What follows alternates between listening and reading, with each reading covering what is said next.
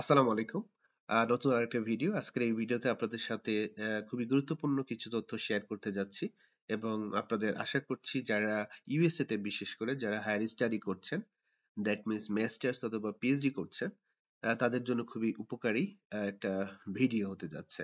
তো আজকের এই ভিডিওতে আমি দেখাতে যাচ্ছি, আপনারা সবাই জানেন যে যারা ইউএসএ তে মাস্টার্স অথবা পিএইচডি করছেন তাদের একটা I-20 দেয়া হয়েছে। ইউএসএ এন্ট্রি নেওয়ার আগেই আপনার দেশে থাকতেই। তো এই I-20 তে যে প্রোগ্রাম ডেডলাইন লেখা থাকে, তো অনেক সময় দেখা যায় যে রিসার্চের অবজেক্টিভস ফুলফিল করার জন্য বা বিভিন্ন কারণে আপনার I-20 প্রোগ্রাম এক্সটেনশন করতে হয়।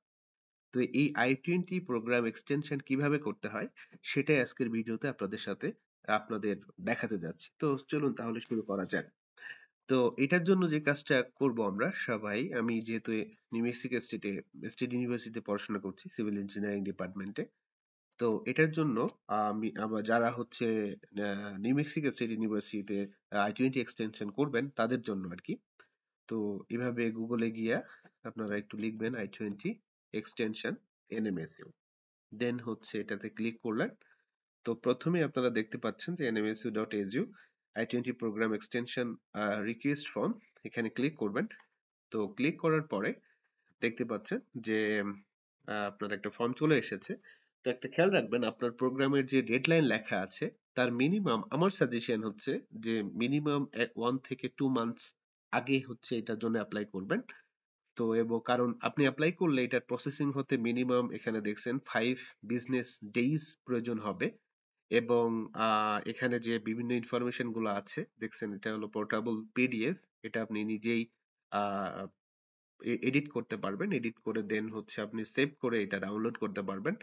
তো আপনার যে পাসপোর্ট বা I-20 তে যে ফার্স্ট নেম লাস্ট নেম আছে সেটা লিখবেন, একই এনএমএসইউ যে আইডিটা সেটা লিখবেন, সেভিস আইডি দ্যাট মিনস প্রত্যেকের I-20 তে একটা সেভিস আইডি আছে সেটা এখানে লিখবেন, এনএমএসইউ ইমেইলটা এখানে লিখবেন, টেলিফোন নাম্বার যেটা ইউজ করছেন। তো যেহেতু আপনি I-20 এক্সটেনশন করছেন তাহলে ওপিটি ডেফিনেটলি অ্যাপ্লাই করার নেই, দ্যাট মিনস তাহলে নো হবে। তারপরে হচ্ছে যদি গ্রাজুয়েশন, যেহেতু আপনি I-20 এক্সটেনশন করছেন তার মানে গ্রাজুয়েশনও আপনি অ্যাপ্লাই করেন না, সুতরাং এটা নো হবে। কারেন্ট I-20 তে যে আপনার প্রোগ্রাম ডেডলাইন আছে সেটা এখানে লিখবেন। তারপর হচ্ছে students programme of study and degree level, এখানে দেখতে পাচ্ছেন যে এটা মূলত একাডেমিক অ্যাডভাইজারের করার কথা, কিন্তু আপনি হয়তো এটা পূরণ করতে পারেন। স্টুডেন্টস প্রোগ্রাম অফ স্টাডি আপনার I-20 লেখা আছে, ফর এক্সাম্পল পিএইচডি হলে পিএইচডি ডক্টর অফ ফিলোসফি, এবং যদি মাস্টার্স হয় তাহলে মাস্টার্স, আর সিভিল ইঞ্জিনিয়ারিং হলে এখানে লিখবেন programme of study civil engineering degree level doctor of philosophy. New programme completion date, যদি আপনি এক সেমিস্টার বাড়াতে চান সেই অনুযায়ী আপনার ডেটটা এখানে সেমিস্টার যেখানে শেষ হবে, ফর এক্সাম্পল যদি আমি ফল 25 পর্যন্ত এক্সটেন্ড করতে চাই, ফল 25 শেষ হবে হচ্ছে ডিসেম্বরে 15 বা 16। তো I-20 এর মেয়াদ বেসিক্যালি 1 মাস বেশি দেওয়া হয়, তার জন্য হয়তো জানুয়ারি 15 অথবা জানুয়ারি 31 2026 লিখতে পারেন।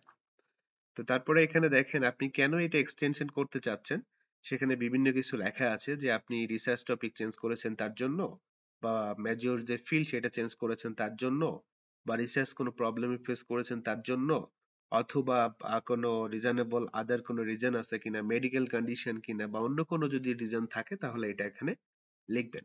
আপনার অ্যাডভাইজার, যে অ্যাডভাইজারের নাম লিখবেন, অ্যাডভাইজারের ইমেইল এখানে দিবেন, অ্যাডভাইজার যেখানে ডিজিটাল সিগনেচার সেটা এখানে দিবে, ডেট এবং ডিপার্টমেন্ট, যেমন আমার জন্য সিভিল ইঞ্জিনিয়ারিং।